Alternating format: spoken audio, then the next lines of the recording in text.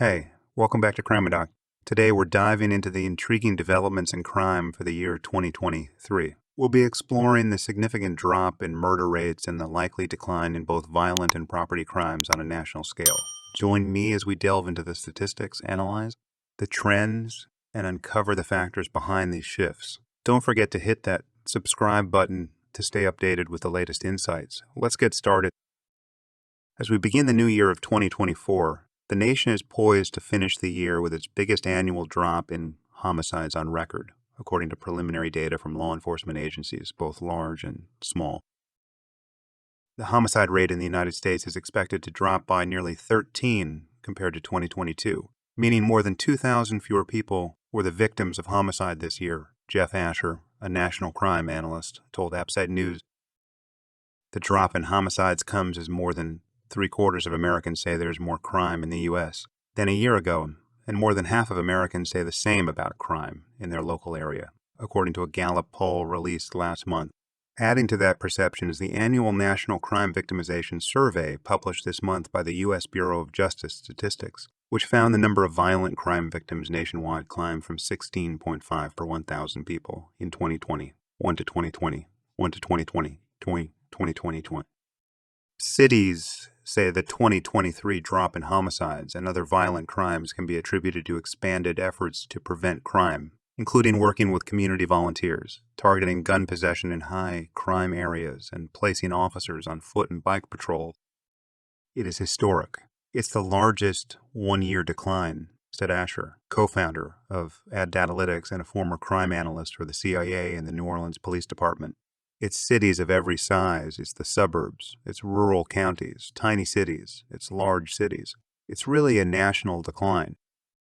Asher said his analysis is based on available preliminary crime data provided by 180 law enforcement agencies. He said before this year, the largest year-over-year drop in homicides occurred in 1996 when murders fell by 9. An ABC News review of preliminary crime data from the 10 largest U.S. cities shows that heading into the last week of the year, 7 of the municipalities have seen double-digit year-over-year declines in 2023 homicides, including an 11 drop in New York City, a 16 decrease in Los Angeles, and a 13 decrease in Los Angeles, and a 13 reduction in Chicago. Houston, the country's 4th largest city, saw its homicide numbers fall by 11, and homicides in Philadelphia, the nation's 6th biggest city, have fallen by 21, according to the preliminary data. Force Multiplier. The challenge faced by local law enforcement to bring down the country's homicide numbers for the second consecutive year following a record jump in 2020 and a sizable increase in 2020 and a sizable increase in 2020. One was achieved this year with a major assist from the U.S. Justice Department and bipartisan gun control legislation passed by Congress, officials said. We're seeing double-digit declines in homicide across nearly 70 of America's largest cities, U.S. Deputy Attorney General Lisa Monaco said in an exclusive interview with ABC News Chief Justice correspondent Pierre Thomas, citing information from the Major Cities Chiefs Association. Monaco said the federal government has played the role of a force multiplier in helping local law enforcement drive down the nation's murder rate by identifying and removing the most prolific shooters and violent offenders from the streets. Something that we are doing is using new authorities from the most significant gun safety law that has passed in 30 years, the Bipartisan Safer Communities Act that passed last year, and with that tool, we've charged more than 300 defendants with new gun trafficking and illegal trafficking. Monaco told ABC News, we're using tools like crime, gun intelligence, the ability to trace the gun and spent shell casing from a crime scene to identify who's that shooter, how many violent crimes have they been involved with. Smaller cities are also seeing dramatic decreases in homicides. New Orleans, which had the highest murder rate in the nation in 2022, has seen a 25 drop in homicides in 2023. Baltimore's homicide numbers have fallen by 25s, Atlanta's by 18, and Miami's by 15. But not all cities have seen homicides fall. As of DESE, 26, Washington, D.C., has seen its homicides jump 36, and Dallas has seen a 14th increase. In Memphis, Tennessee, homicides rose 31. Once through the first 6 months of the year, the most recent data available. But those cities are especially notable because they are outliers this year, not the norm, Asher said. Motor City murders tumble. One of the largest drops in homicides occurred in Detroit, which as of Dec 26 has seen murders fall by 18 since last year, according to the police department's preliminary data. We're looking at some numbers that we haven't seen in close to 60 years in the city of Detroit, Detroit Police Chief James White told ABC News. But we're stopping short of celebrating because certainly we still have a lot of work to do. Following a rash of shootings in downtown Detroit in April, White immediately instituted a 12-point crime-fighting program, normally reserved for the hot summer months, he said, that involved just really having officers on foot patrol, bike patrol, engaging our community in a very positive way, said White. He said the city, led by Mayor Mike Duggan, a former Wayne County prosecutor, has helped pave the way for an overall reduction in crime by boosting the number of police officers from 2,331 in 2022 to 2,486 in 2023 and giving cops a substantial pay raise. White said his department has been approved to hire another 200 officers in the coming year. Like other chiefs interviewed by ABC News, White attributed a large part of Detroit's crime turnaround to winning back the public's trust following widespread protests and calls for defunding police departments in the wake of the death of George Floyd at the hands of Minneapolis police officers in 2020. White said the city forged relationships with community violence interrupters, civilians who work in the streets to help the police department pinpoint problem areas and solve crime. They're sick and tired of the senseless, violent crime, and they're cooperating. They're telling us where the problems are, and it's our responsibility to address them quickly and keep working to keep those relationships strong in the community, White said about community violence interrupters. The result, he said, has been 55 fewer homicides in the city compared to this time last year.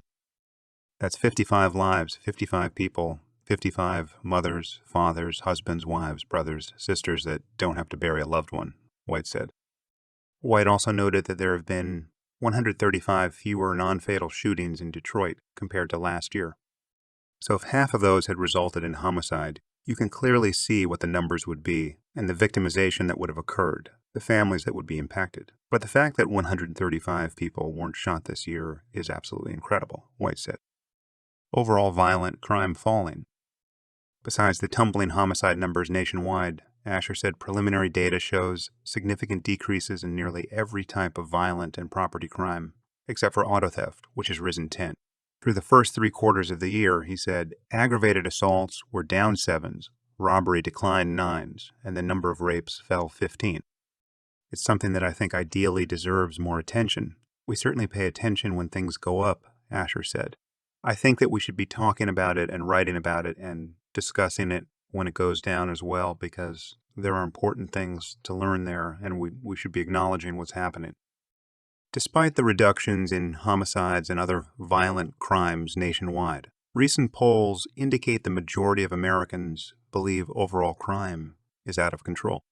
70-something% of Americans believe crime is rising this year, and 70-something% of Americans, in this case, just happen to be wrong, Asher said, citing the Gallup poll last month. Asher's analysis appears to correspond with a report released last week by the Council on Criminal Justice, a think tank comprised of policy leaders in the criminal justice field. The CJ analyzed preliminary crime data from 30 large U.S. cities and found that homicides in the first half of the year fell 9.4. If this trend continues through the end of 2023, the nation will have experienced one of the largest single-year homicide reductions in the era of modern record-keeping, the CJ said in a statement. The Gun Violence Archive, a website that tracks shootings across the nation, also reports a significant 9 drop in gun homicides this year. As of Dec 26, 18,513 people had been victims of homicide, about 1,700 fewer than in 2022, according to the website. The sizable fall in homicides comes after a record high in murders was set in 2020 at the height of the COVID-19 pandemic, when courts were mostly closed and jail populations were being drastically reduced in an attempt to curb the spread of the virus. Certainly, after it hit, we saw backlogs of cases and delayed trials and things like that, White said. There was no real accountability for bad acts. According to the FBI's annual Uniform Crime Reporting Program, which analyzed data from 15,897 law enforcement agencies, the largest single-year jump in murders in more than a century occurred between 2019 and 2020. as murders and non-negligent manslaughter offenses nationwide rose nearly 30.